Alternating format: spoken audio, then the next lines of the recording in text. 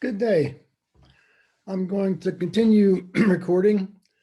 I've changed the title of this to Is This Simple? So one of my favorite expressions is to simplify things. And so I'm going to try and show you some simple ideas that are very powerful. And of course, I've got another Hubble image. This is looking at toward the center of our galaxy. You can just see the myriad of stars, just fun stuff. Uh, can't see it any place else that I know of.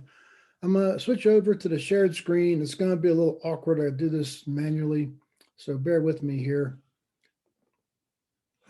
There we go. And so now I'm showing you the workshop slides.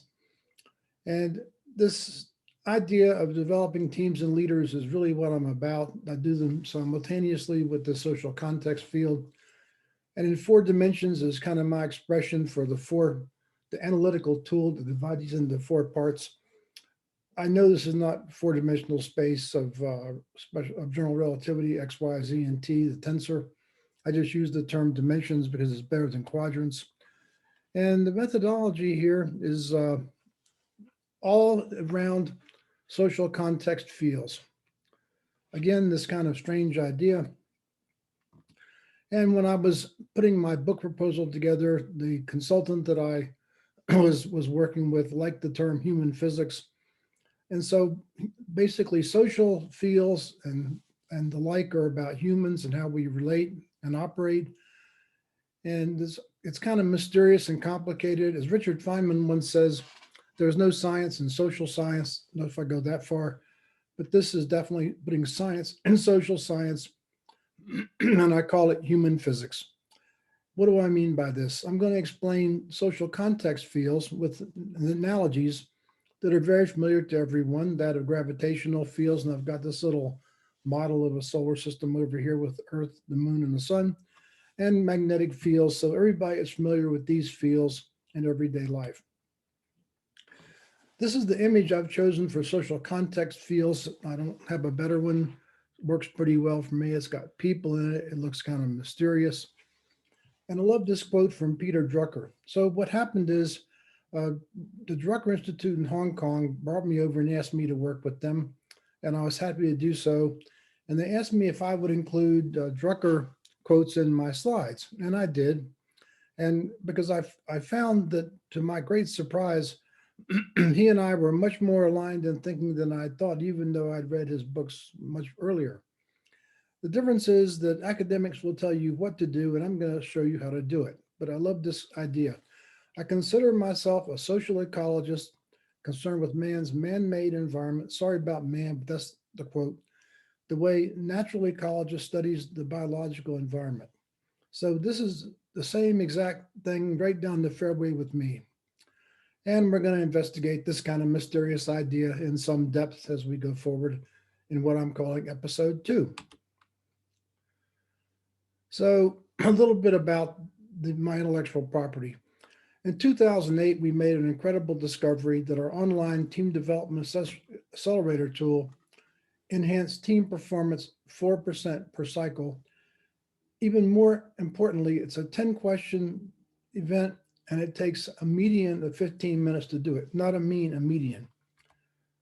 This was so potent that something could improve performance of a team 4%. Think about this.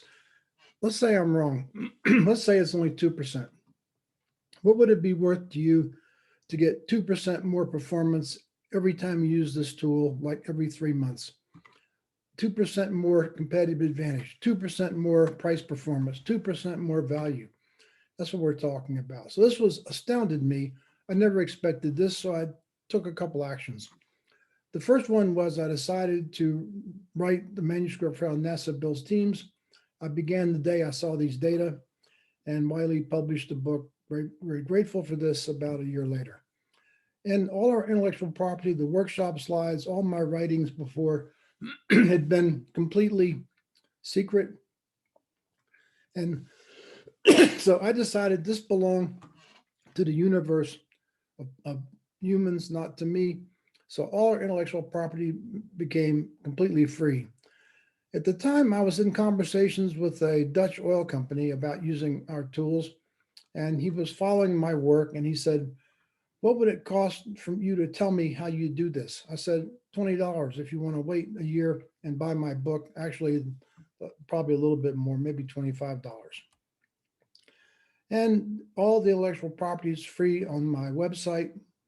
There's an interesting thing on there you might want to play with, a learning tool. So I made a tool early on to teach people how to use these materials, an online tool that had grades, and discovered that managers didn't like to use the tool because it would embarrass them to get a low grade.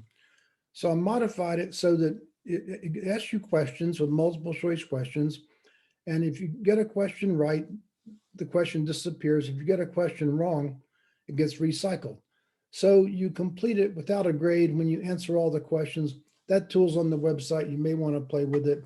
And there are earlier versions. I don't update them all the time. If you want the latest version of anything, just email me, Charlie Pellerin, my name, at gmail.com. I'll gladly send you everything I have, all the documentation, including a Word document that accompanies the workshop slides and has every word that I would say in a workshop in it. So you can use these things to do your own workshops. I don't even care if you give me credit. It's my contribution, which has payoffs I'll talk about later that are indirect. So how long have I been thinking about this? Well, John Mather, a name you might not know, uh, probably one of the smartest physicists in the world, a good friend of mine that works at Goddard Space Flight Center, walked into my office and said, "Charlie, I'm convinced that half the cost of our project is socially determined." At the time we were building a spacecraft like this, and he was the project scientist, very, very difficult project to measure the remnant radiation of the Big Bang. Physicists are quite confident that about 15 billion, 13.8, I think is the current number, billion years ago, the universe emerged from what's what we call a singularity. And we can model this down to like the first 10 to the minus 45th seconds. That math is actually quite simple because the universe is very simple then. And when John said socially determined, as smart as he is, that got my attention. I began thinking about this. John's experiment worked great. This is called a black body measurement.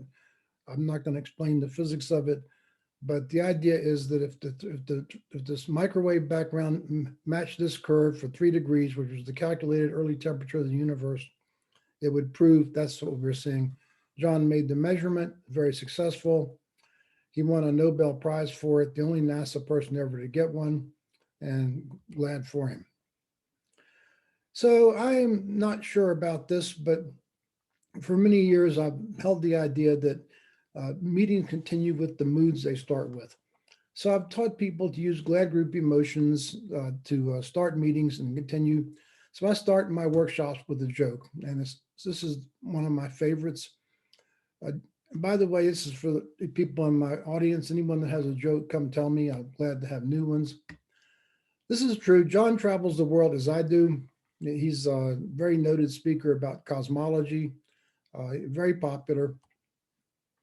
That now, because you'll see the laughing dog, that's going to tell you I'm telling you a joke, so you won't be confused. John has more resources than I do, even though I travel a lot myself. John brings his own driver with him to wherever he goes, and it's very convenient to have someone accompany you and take you around foreign countries. So one time they go to a place in China, a small university town, and nobody knows what they look like. And John and the driver look kind of similar. So the driver says, "John, I can do the talk. No one knows what we look like. How about you put on my uniform and sit in the back of the room and I'll make your talk?" And John said, "Don't be silly. You're not a physicist. How could you do this?" The driver says, "I've heard you do this 50 times. It's just view graph slides. I can follow along. No worries." So they swap, and the audience is very happy, and the driver is feeling very good about himself, and John's in the back of the room watching. Then a physicist gets up and asks a very complex question. And here's kind of a physicist cartoon about the Big Bang, which I talked about earlier. It's called the inflation theory, and the universe expands, and now it's accelerating under dark energy. Kind of another mysterious effect I'll talk about later. And asks a very complex question. and the driver breaks out in sweat. What's he going to do? Oh my God. Then he gets it. He points to the back of the room and says, "That question is so easy, my driver can answer it." So when I do workshops, particularly in foreign countries, when I tell this joke, I'll point out my sponsor in the back of the room sitting there and say, any hard questions they're going to answer. So that's kind of my attempt to make a little humor and make a little lightness in what can be a workshop with heavy, sometimes content. So that's going to end this part. And the next section, episode 3, I'm going to talk about a very interesting thing, the intergenerational differences. Hope you enjoyed this and see you next time. And thank you for watching. Be safe.